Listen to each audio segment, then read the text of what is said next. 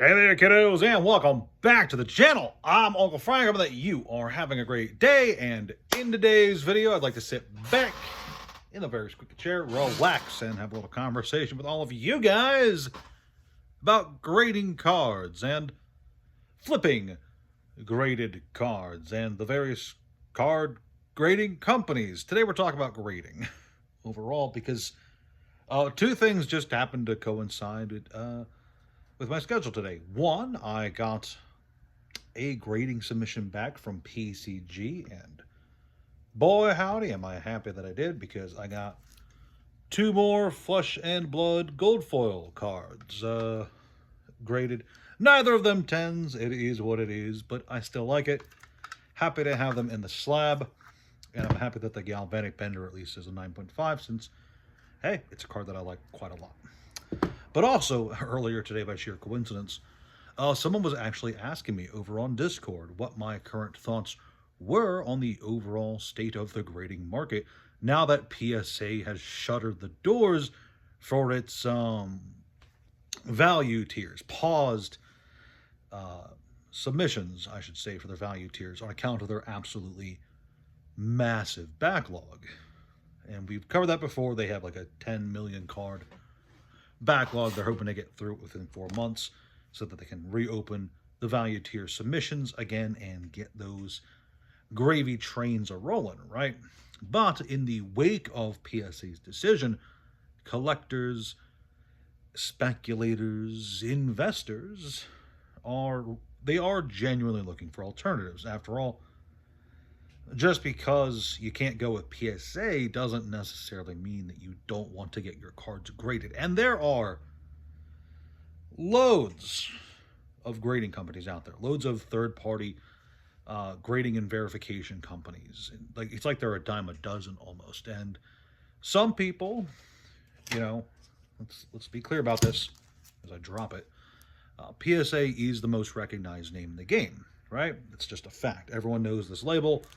Everyone has a lot of faith and a lot of trust in PSA's grading submission, even with all of the controversies and all of the claims of shoddy workmanship that do pop up from time to time. You guys need to understand that those claims are a very, very, very small amount of the overall turnover. For every one person who has an issue with PSA, we're talking thousands of people who are happily satisfied with the services they receive. But regardless, when PSA's doors are closed and no more submissions can go through, people do look for alternatives. And there are some on the market. CGC. I'm quite fond of AR. Wow, that's really shiny. Hang on. That's very bright. Wow, the sleeve reflects the light like obnoxiously there. It's like an anime effect. Neat. This is ARS. I'm really quite fond of these sleeves. These are the Sega Game Gear of grading companies, and if you get that joke, then you win a prize. The prize is getting hit by a Sega Game Gear. But for me, sorry, I'm just envisioning chucking a Game Gear at someone, and it's a loud thunk. Anyway, back on track. For me, at least, I like the overall look of the PCG slabs the most. I really like their overall layout. I like the subgrades. And I like like I said, I just like the overall aesthetic of it. But, I grade cards through PCG because I like the slab. I would grade more with ARS, but it's kind of hard to grade with them because I do not live in Japan. But more to the point, I don't usually grade through PCG for value. I don't usually grade at all for value. I don't grade cards to flip or to try and 10x my money on a Pokemon card.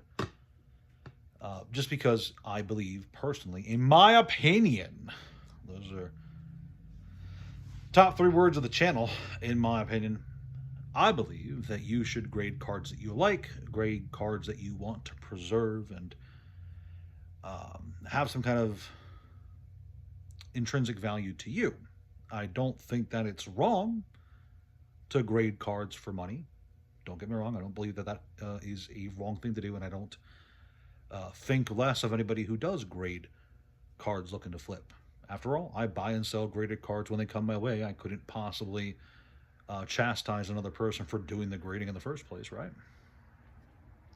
But I do believe deep down that grading is something that you should ideally do just because it's a card you like. And too many people grading cards for money is what led to this current situation where there's a huge glut, a huge backlog at PSA, and a bunch of other companies are now getting this huge influx of cards, and we're seeing like millions of cards being graded all the time with cards that, honestly, in my opinion, aren't really worth their price tags selling on some online marketplaces like eBay, etc. And this is part of the overall state of the TCG collectibles market as a whole, as it is right now. There's a lot of fervor, there's a lot of hype, there's a lot of speculation, and there's a lot of people looking for a quick buck however they can. And for some people, you know, grading cards can be very lucrative. If you grade for value, you know, there are all kinds of stories of people who send in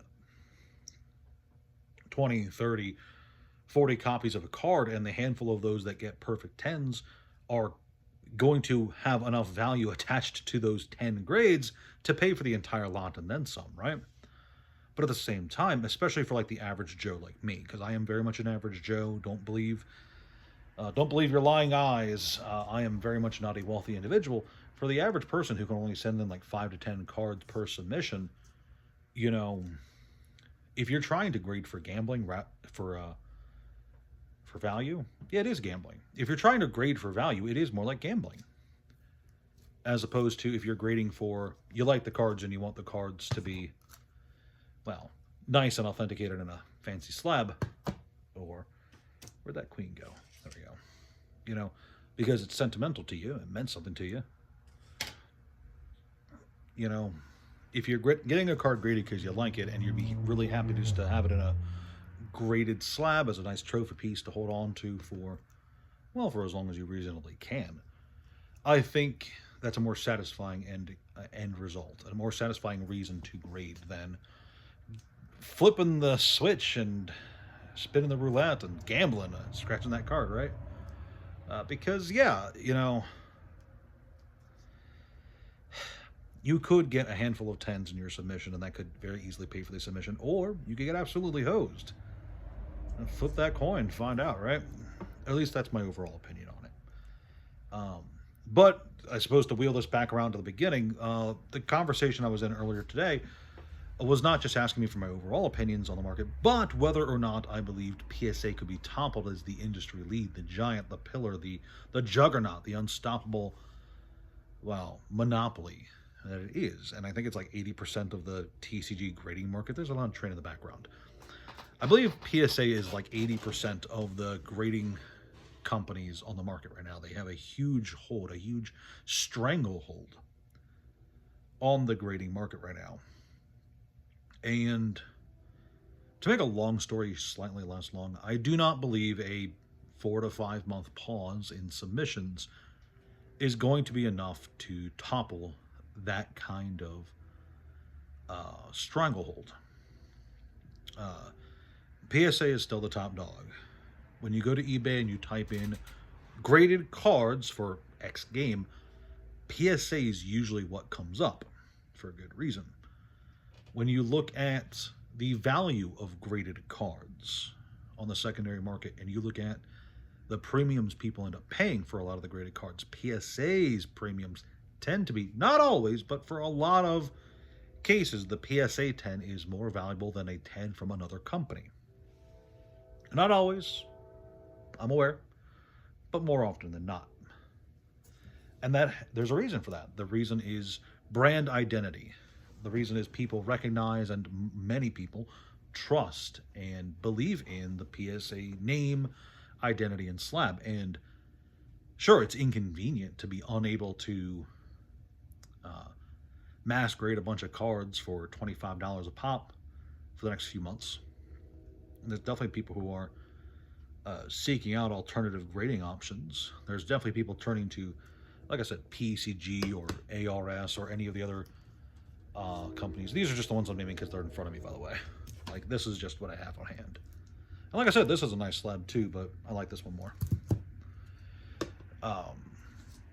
Like, there's doubtful people who are turning to other companies right now looking for a quick buck, looking to maybe strike their fortunes rich with other companies. And don't get me wrong, I would like it if PCG becomes super renowned and trusted on the market, because that would mean some of the cards that I graded that I initially thought I was holding on to for a while might have some resale value. It would be nice, but it's not necessary, you know.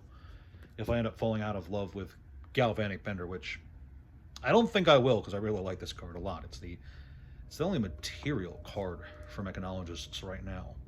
I think it's the only material card in the game. I'll have to look that up later. But I digress.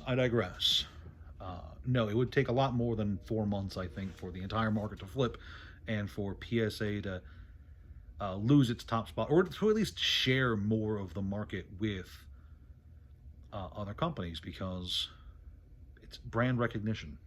That's it. Most people who look at graded cards think, when they think of graded cards, they think of PSA. They think of the boring slab with the little strip of red paper. So that's all I got for you kiddos today. Thank you guys for watching. Please like, share, subscribe, all that jazz. Check out the links below to Discord, Patreon, and TCG Player, where I buy and sell all sorts of crazy cards. That aside, thanks again for watching, and I'll talk to you guys next time. Ciao. Boop. Boop. Every so often, the video does not want to stop recording, and I don't know why. It's like it doesn't want to register my touch.